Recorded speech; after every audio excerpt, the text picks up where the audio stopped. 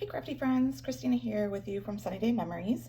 So this week is going to be our final origami inspired project for our Crafty Copycat Creations. So this week I am doing a origami inspired Ghirardelli treat holder. As you can see, I've got a couple of these dark chocolate raspberry Ghirardelli squares in here, and they fit perfectly. So this would be the perfect gift for like a little coworker because it stands up nicely. You could just put it on someone's desk, have it be a surprise. Be great for your loved ones, neighbors, anyone. It's pretty quick and easy, and I designed it so that you can actually get 4 of these out of one sheet of 12 by 12 paper. So let's go ahead and get started. So for the base of it, we are using some of our our two-tone real red cardstock, and I wanted to just kind of show you the difference here. So like I could go ahead and put this back to back like that so you can see that the true color here, the real red, is the darker shade and this is the lighter shade. So you get both of those in just the one sheet of cardstock, which is really nice. Plus it has a white core, so it allows you to do some special techniques with it, which is what I'm going to show you today. I'm going to show you a couple of tricks for adding some texture to your project. So we'll get to that a little bit later. So for this one, we're going to want to go ahead and we're going to score it along this long side here. It's 8 inches long. It's 4 inches wide by 8 inches long. And we're going to score it at 1.5, 2 1/4, 5, and 7. And if you want to get this cool, hopefully you can see that that's striped, kind of raised, embossed look to it, we're going to do some additional ones as well. We're going to score it at 7 1/4, 7.5, and 7 3/4. All right, so you can see I've got those score lines here. Again, that's 1.5, 2 1/4, 5, and 7. And so to add those additional ones, I'm going to go ahead and use the right hand side of my paper trimmer because they are just 1/4 inch marks. So this last one here, if you think about it, since this is 8 inches long and this is 7, this is a 1 inch block here. So we're going to just do 3 score marks here at the 1/4 inch marks.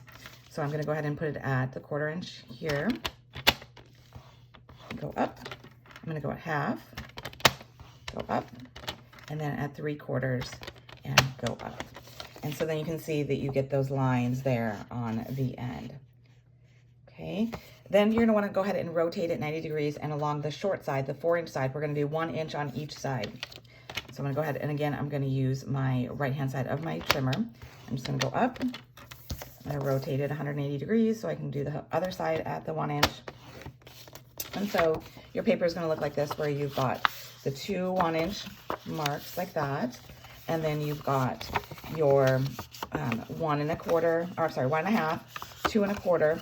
And this is what's going to create the little width here to hold the candies in there. So you can kind of see it taking shape here.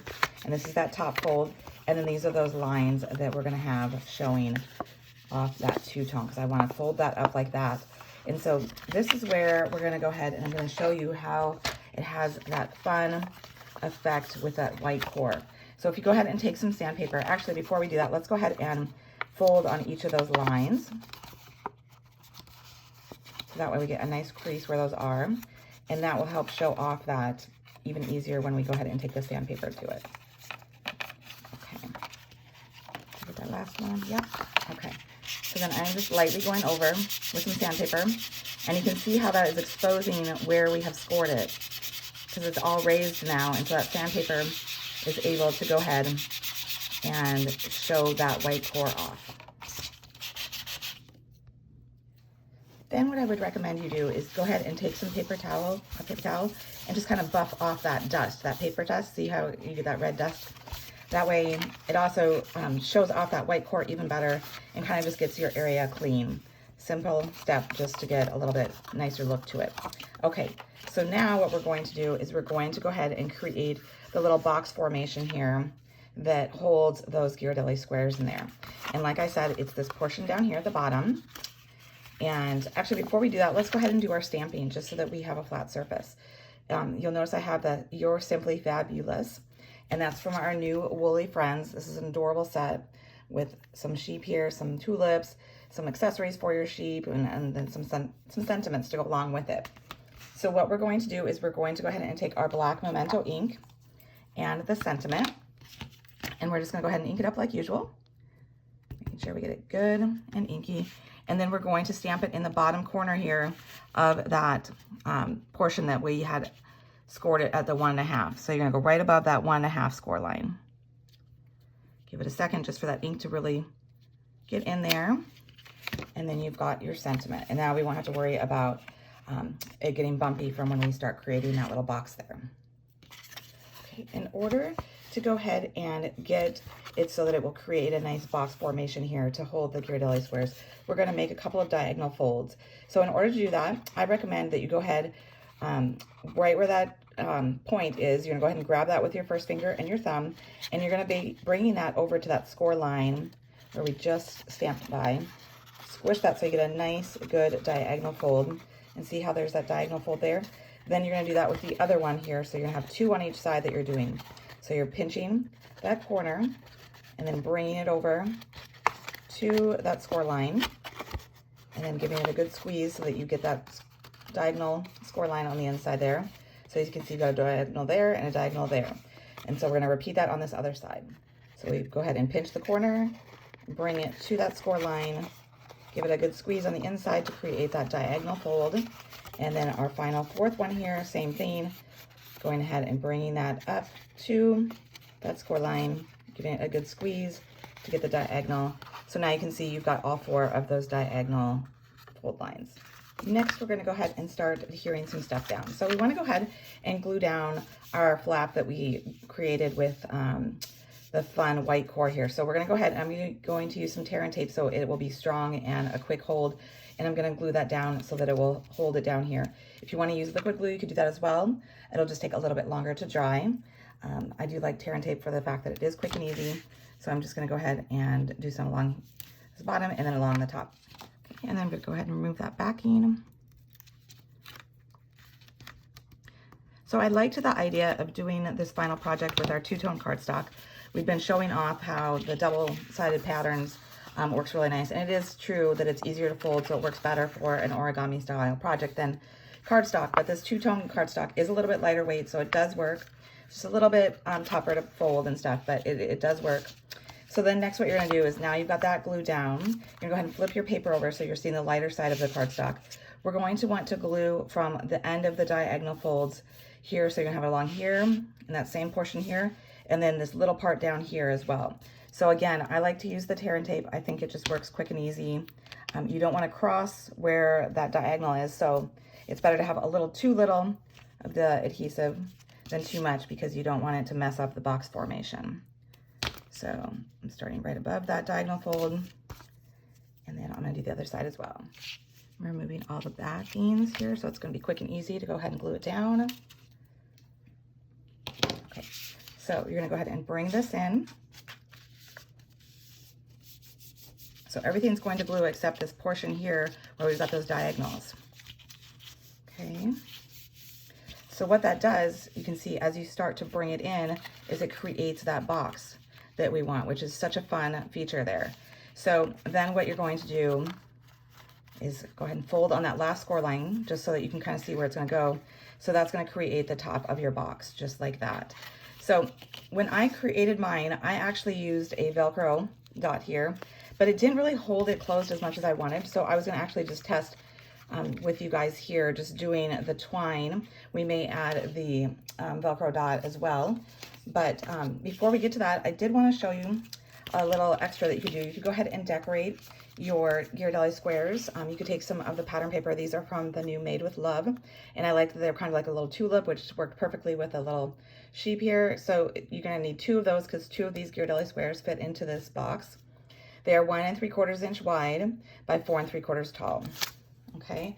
And I don't score them. I just go ahead and kind of center it, eyeballing it, and then I wrap it around and just kind of get a sense of where it is, and just kind of rub, and that'll kind of give you some score lines there. And then you're just going to go ahead and put some tear and tape on here. And I like to do 1 at the end there, and then 1 on the top part here. So what's going to happen is when the 2 meet, they're going to be overlapping in 2 different places, so you get a really strong hold. You'll see what I mean here in just a minute.